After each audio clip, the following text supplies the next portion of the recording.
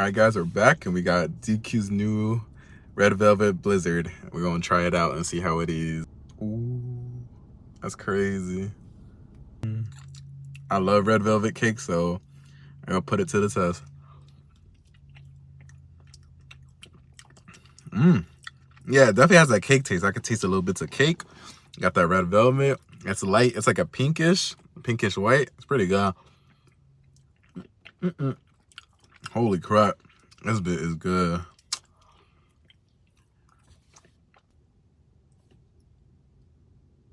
Not sus at all.